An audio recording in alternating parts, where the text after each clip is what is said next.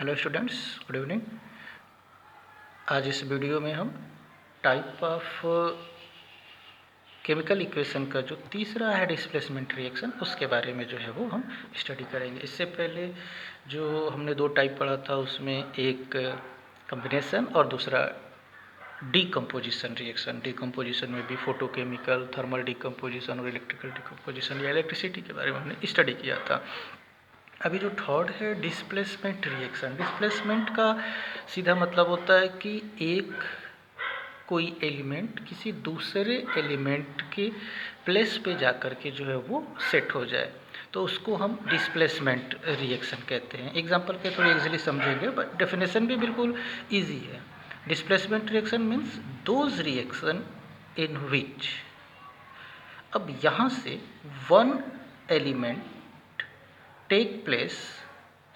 one element takes the place of another element in a compound. Those reaction in which one element takes the place of another element in a compound, यानी आपको यहाँ से comma use करना है। Those reaction in which one part आपका यहाँ हो जाएगा, यानी वो रिएक्शन जिसमें वन एलिमेंट टेक, एक पार्ट आपका ये हो जाएगा कि वन एलिमेंट टेक्स, फिर ये the place of another element in A compound. जब एक एलिमेंट एक कंपाउंड में एक दूसरे एलिमेंट की प्लेस पर जो है वो जाता है, तो उसको हम नाम देते हैं डिस्प्लेसमेंट रिएक्शन का। फॉर एग्जांपल के तौर पे जैसे CuSO4 plus ZnSO4 plus Cu। अब इसमें क्या हो रहा है, यहाँ पर जो है वो ZnCuSO4 ये कंपाउंड है और Zn एक एलिमेंट। तो Zn जो है वो CuSO4 में Cu को हटा करके SO4 के साथ अटैच हो रहा है, यानी कि किसको डिस्प्लेस कर रहा है, Cu को।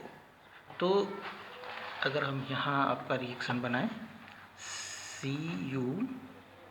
CuSO4 प्लस Zn एरो, अब ये चीज़, तो ये Zn क्या कर रहा है, ये एक एलिमेंट है जो एक कंपाउंड में दूसरे एलिमेंट की जगह पे जाके वो है जो सिचुएटेड हो रहा है। तो ऐसे कंडीशन में यहाँ पे क्या हो जाएगा, ZnSO4 प्लस Cu, यानी Zn ने CuSO4 में से Cu को क्या कर दिया, डिस्प्लेस कर दिया।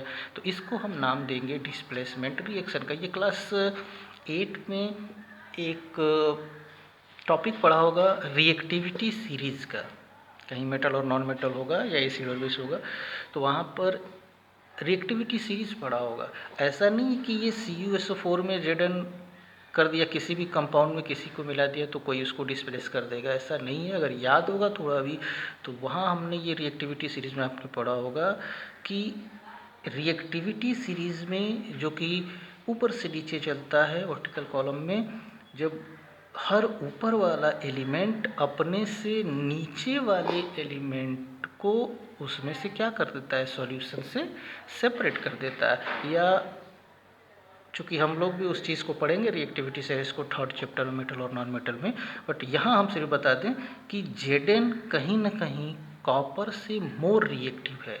Zn is more reactive than copper, तो इसलिए Zn जो है वो कॉपर सल्फेट में से कॉपर को डिस्प्लेस कर दे रहा है।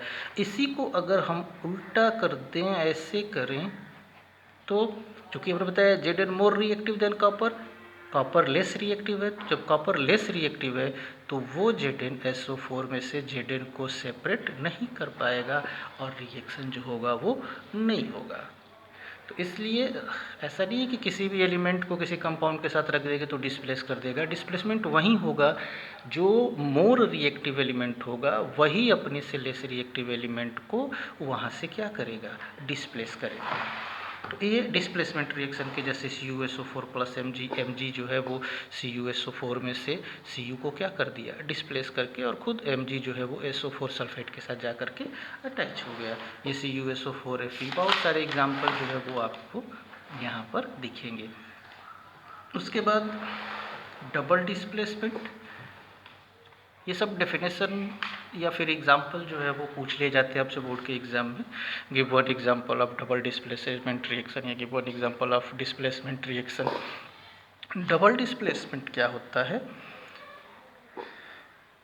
Those reaction in which two compound react by an exchange of ion. यहाँ से टू कंपाउंड रिएक्ट करते हैं by an exchange of ion to form two new compounds are called double displacement reaction. Double displacement रिएक्शन का मतलब simple अगर हम उसको समझने की कोशिश करें तो एक्सचेंज हो जाता है, यानी एक दूसरे की जगह पे चला जाता है और दूसरा उसकी जगह पे जाता है। जैसे एग्जाम्पल के थ्रू अगर हम कहें तो AgNO3 plus silver nitrate plus sodium chloride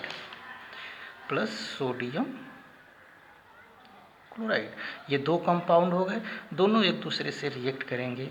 तो अब यहाँ हुआ क्या चीज़ कि एक्सचेंज हो जाता है आयन का, तो Na चला जाता है NO3 के साथ और Ag चला आता है Cl के साथ। यानी ये दो कंपाउंड जब रिएक्ट कर रहे हैं तो यहाँ पर क्या हो रहा है? एक्सचेंज ऑफ आयन हो रहा है, सोडियम आयन नाइट्रेट के साथ, NO3 के साथ, और सिल्वर जो होता है वो आयन किसके साथ? क्लोरीन के साथ। और फिर ये दो नए कंपाउंड बना देते हैं। तो ये कंपाउंड क्या बनेगा? Na किसके साथ गया? यहाँ गया, तो ये हो गया NaNO3 प्लस AgCl के साथ आ गया, तो AgCl।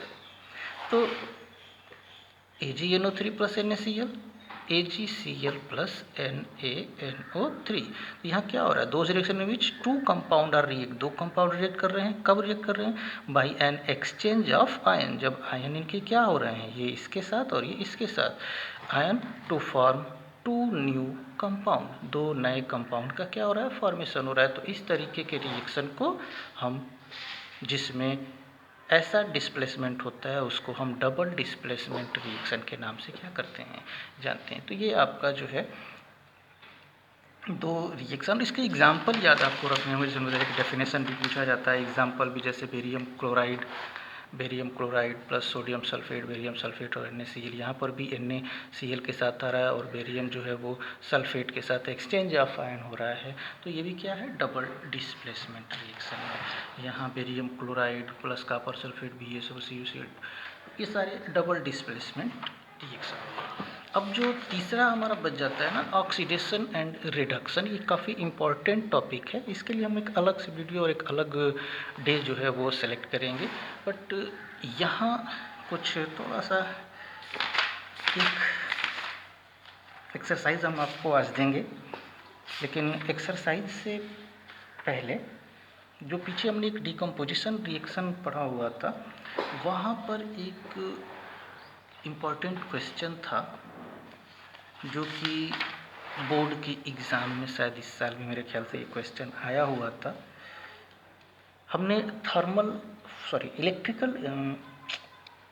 इलेक्ट्रिकल डिकम्पोजिशन या इलेक्ट्रोलिसिस पढ़ा हुआ था, जिसमें हमने कहा था कि कोई एक कंपाउंड जो है वो इलेक्ट्रिसिटी पास कराने पे क्या होता है? डिकम्पोज हो जाता है। तो अब इलेक्ट्रिसिटी जब पास कराते हैं तो वो वाटर का डिकम्पोजिशन जब होता है, यानी वाटर में इलेक्ट्रिसिटी पास कराते हैं, तो वो हाइड्रोजन और ऑक्सीजन में टूटता है। अब यहाँ से जो दो क्वेश्चन एक बनता है सबसे इम्पॉर्टेंट, कि जब भी हम वाटर का डिकम्पोजिशन कराते हैं इलेक्ट्रिसिटी के थ्रू, तो इस वाटर में हम डाइल्यूट सल्फ्यूरिक एसिड या एसिडिफाइड जो वाटर होता है ना, उसमें कराते हैं हम। सिर्फ वाटर में इलेक्ट्रिसिटी पास नहीं करा करके एसिडिफाइड वाटर में या उस वाटर में हम डाइल्यूट सल्फ्यूरिक एसिड मिला देते हैं, या कोई भी एसिड मिला सकते हैं उसमें। रीज़न क्या है?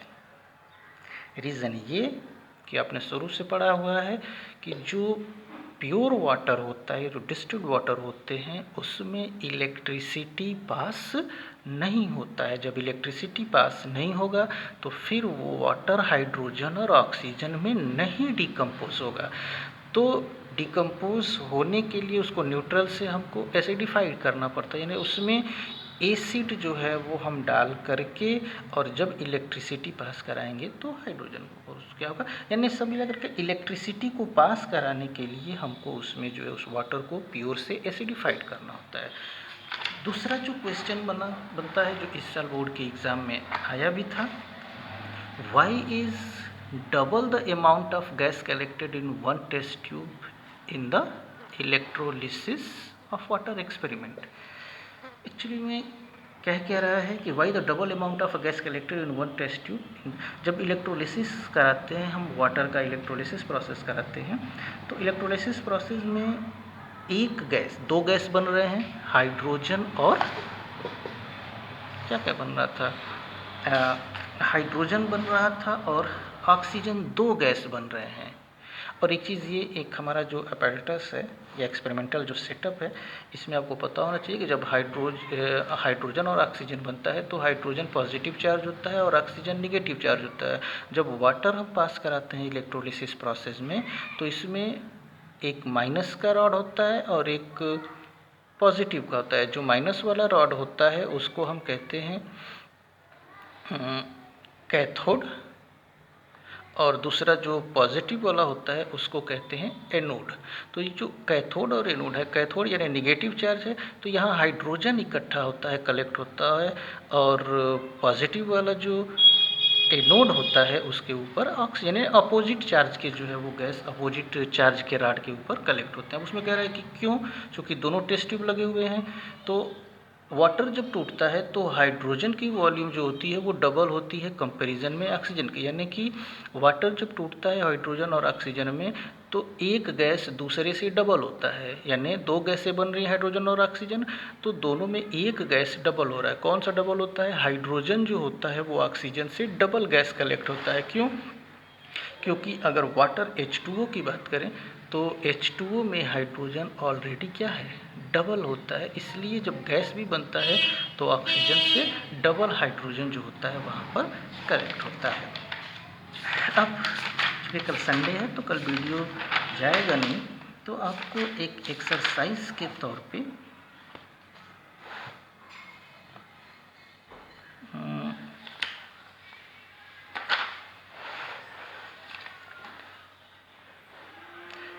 तौर पे मैं आपको एक फ़ोटो जो है वो क्लिक करके दूंगा और आप उसको जो है वो सॉल्व करोगे। जहाँ जो प्रॉब्लम होगी वो आप दोबारा जो है वो पूछेंगे। Okay, thank you.